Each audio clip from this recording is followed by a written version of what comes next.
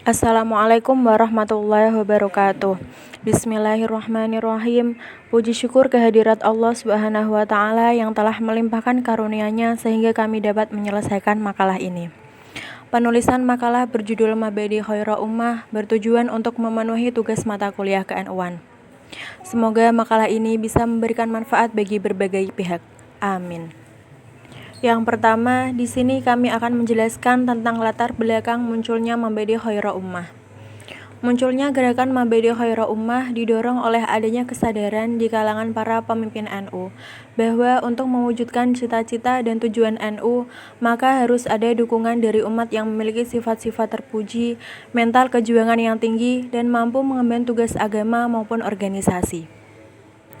Gagasan untuk membentuk karakter warga Nahdliyin melalui Mabadi Khaira Ummah itu muncul pada saat Kongres PBNU ke-13 yang juga mengamanatkan agar NU merintis pemberdayaan ekonomi umat. Untuk itu, perlu adanya pembinaan umat lebih dulu sebagai basis dari usaha pembentukan Khaira Ummah.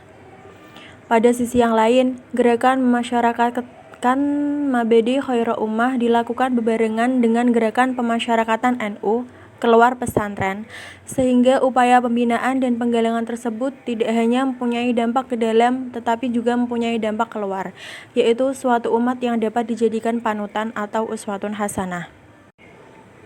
Dari latar belakang di atas, maka para ulama memandang perlunya pembentukan terhadap watak, sikap, dan perilaku umat dengan ciri khusus yang menjadikan warga Nahdliyin mudah dikenali. Pembentukan watak, sikap, dan perilaku yang khusus ini sangat penting untuk membedakan mana warga Nahdliyin dan mana yang tidak.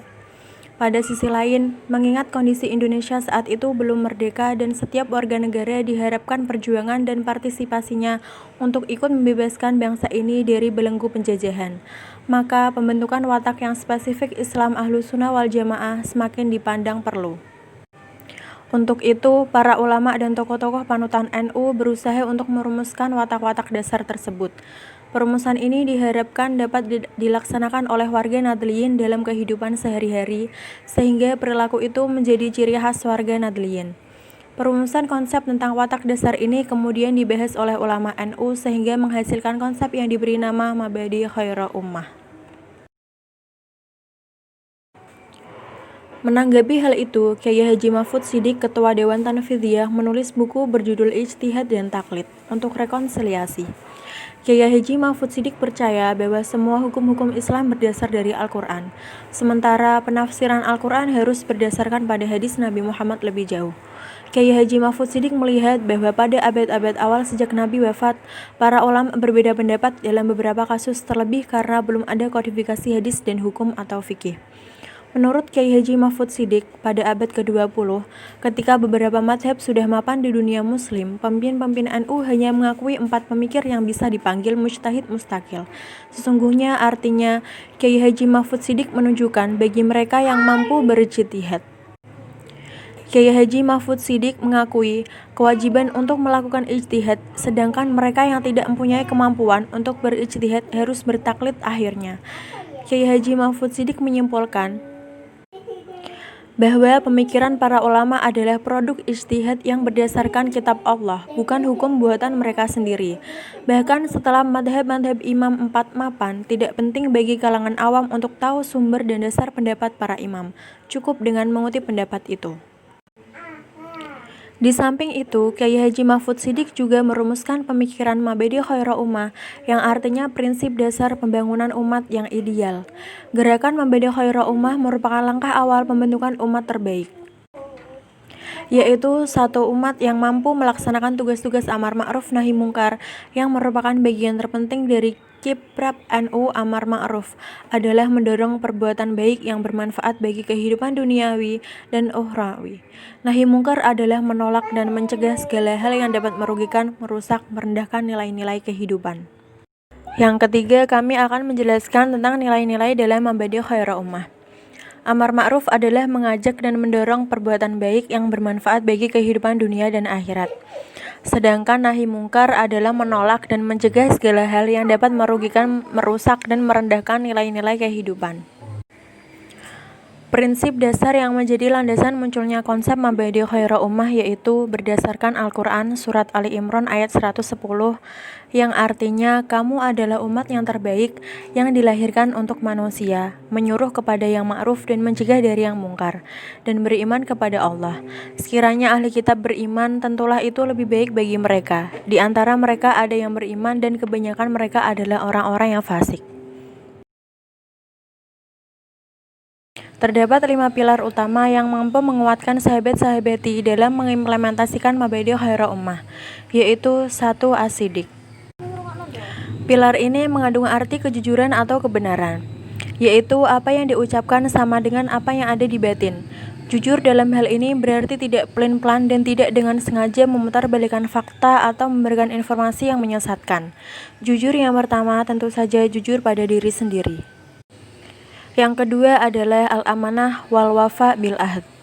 Pilar ini memuat 2 istilah yang saling terkait, yakni al-amanah dan al-wafa bil ahd. Amanah secara lebih umum meliputi semua beban yang harus dilaksanakan, baik ada perjanjian maupun tidak. Sedang al-wafa bil ahd, konteks yang berlaku hanya berkaitan dengan perjanjian. Kedua istilah ini digabungkan untuk memperoleh satu kesatuan pengertian mengenai kesadaran setiap insan terhadap lainnya yang meliputi dapat dipercaya, setia, dan tepat janji. Yang ketiga adalah al-adalah. Bersikap adil mengandung pengertian objektif, proporsional, dan taat asas. Butir ini mengharuskan orang berpegang kepada kebenaran objektif dan menempatkan segala sesuatu pada tempatnya. Yang keempat adalah at-ta'awun. At-ta'awun merupakan sendi utama dalam tata kehidupan masyarakat. Manusia tidak dapat hidup sendiri tanpa bantuan pihak lain. Pengertian ta'awun meliputi tolong-menolong, setia kawan, dan gotong royong dalam kebaikan dan takwa. Dalam hal ini, Imam Al-Mawardi mengaitkan pengertian albir atau kebaikan dengan kerelaan manusia dan takwa kepada ridha Allah Subhanahu wa Ta'ala. Ta'awun juga mengandung pengertian timbal balik dari masing-masing pihak untuk memberi dan menerima. Oleh karena itu, sikap ta'awun mendorong setiap orang untuk berusaha dan bersikap kreatif agar dapat memiliki sesuatu yang dapat disumbangkan kepada orang lain dan kepada kepentingan bersama. Mengembangkan sikap ta'awun berarti juga mengupayakan konsolidasi. Yang terakhir, yaitu yang kelima, adalah al-istiqomah. Istiqomah mengandung pengertian ajeg-jejeg, berkesinambungan dan berkelanjutan. Ajeg-jejeg artinya tetap dan tidak bergeser dari jalur atau thariqah sesuai dengan ketentuan Allah Subhanahu wa Ta'ala dan Rasul-Nya. Lalu tuntunan yang diberikan oleh salafus sholih dengan segala aturan mainnya serta rencana-rencana yang disepakati bersama. Kesinambungan artinya keterkaitan antara satu kegiatan dengan kegiatan yang lain dan antara satu periode dengan periode yang lain, sehingga kesemuanya merupakan satu kesatuan yang tak terpisahkan dan saling menopang seperti sebuah bangunan.